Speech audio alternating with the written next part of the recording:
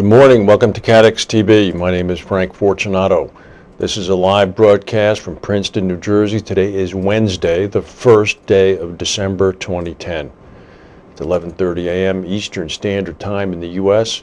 It's 4:30 p.m. in London.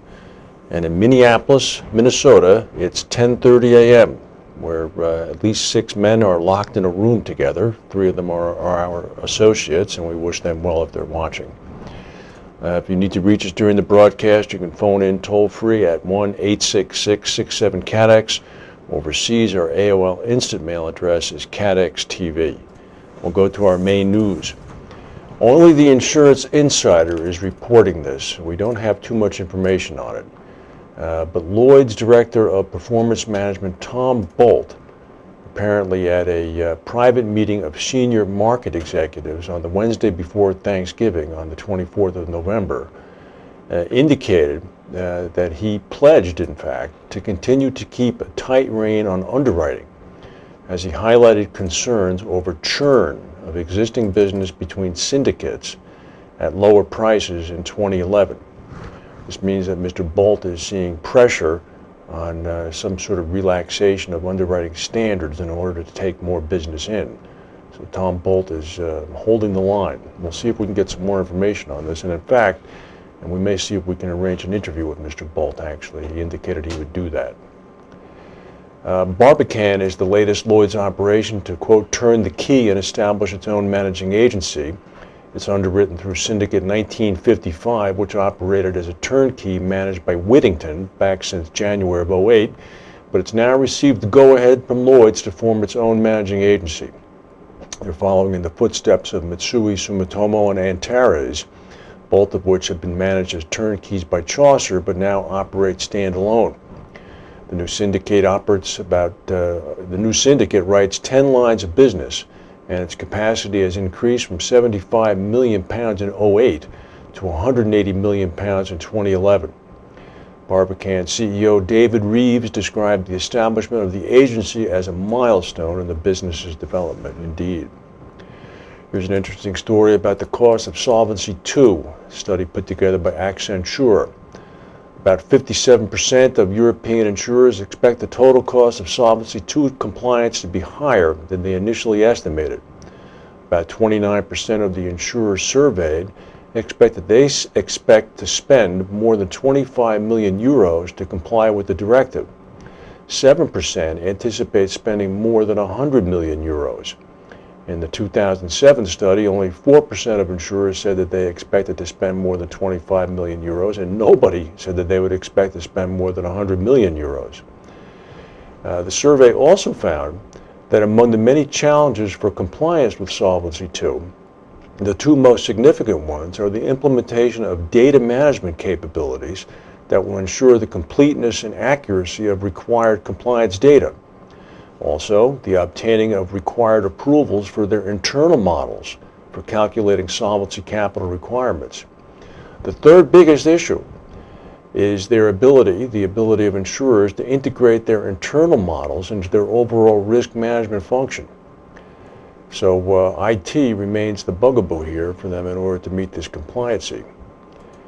Endurance Specialty Holdings in Bermuda indicated today that they've launched a new U.S. Contract Binding Authority unit to operate within Endurance American Specialty Insurance Company, their U.S. surplus lines insurer. This marks Endurance's entry into a significant distribution channel with initial access to over 150 surplus line agent offices. Endurance's new Contract Binding Authority unit will be led by Glenn Yanoff, SVP. He has 30 years of experience in the insurance industry. Mr. Yanoff will report to Bill Jewett, president of Endurance Specialty Holdings, and will be responsible for underwriting, marketing, and compliance. The stock market in New York is up big time, about 188 points. We'll tell you why in a minute.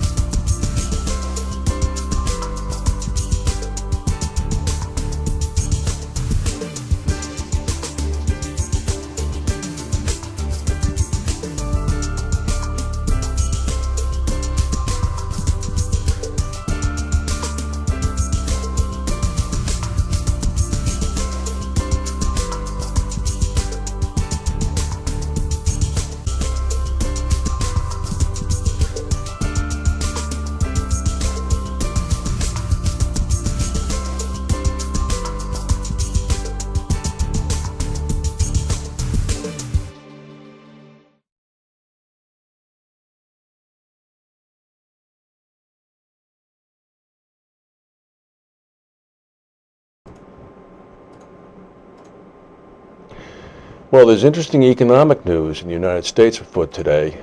Automatic Data Processing, ADP, the big company that handles payrolls in the United States and worldwide, they say that 93,000 U.S. jobs were added in November. This would be the most since November of '07. The median forecast by economists had been for a 70,000 job gain. Instead, it came in at 93,000. The official U.S. Department of Commerce numbers come out on Friday. So this could be a big bump and is undoubtedly partially responsible for what's going on in the stock market right now. There's also some positive economic news coming from England. Manufacturing activity in Great Britain accelerated at the fastest pace in 16 years in November. This is according to a monthly survey of purchasing managers released last night. The CIPS Market Purchasing Managers Index jumped to 58, its highest level since September of '94. Economists had been expecting a reading of 54.7. The output index rose to a 6-month high, and new orders increased, boosted by domestic and export demand. Manufacturing accounts for about 13% of the UK GDP.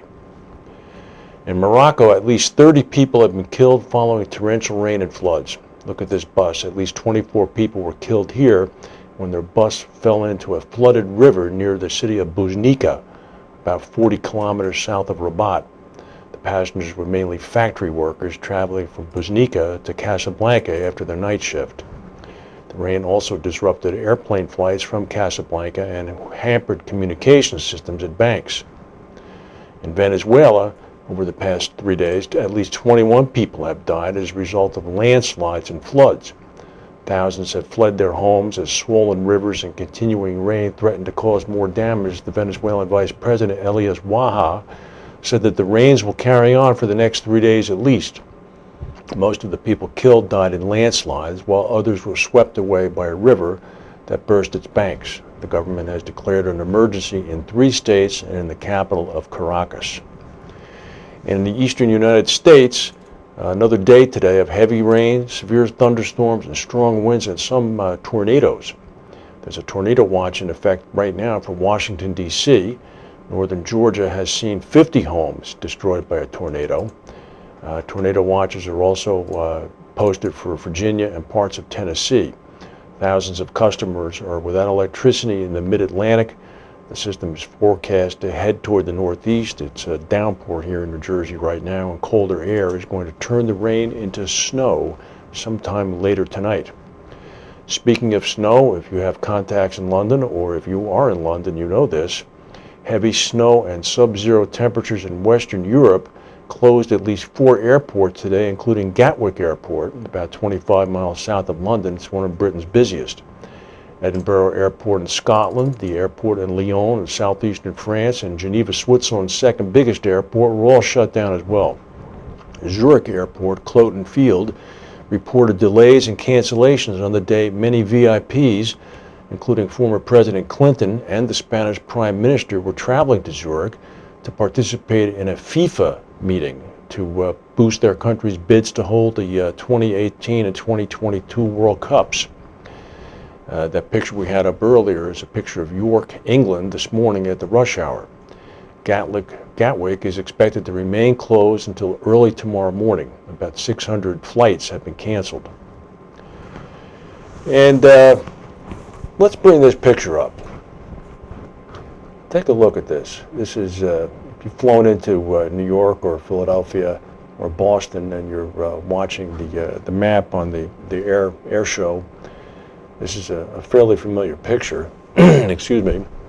It's a map of the New York metro area stretching all the way up to the Canadian border. Look at that blue square. That blue square is a 3.9 earthquake. It occurred last night about 80 miles away from Long Island. And it shook things all around Long Island. It was felt as far away as Massachusetts and New Jersey. The Coast Guard said that there was no threat of a tsunami, thank goodness, and no one was seriously hurt. It's good to be reminded. The U.S. Geological Service shrugged and said, well, this is an earthquake-prone area. There's no surprise to this. Boy, oh boy, oh boy. No surprise to that. Imagine if that had been 2 whole points higher. It would have been a big surprise then.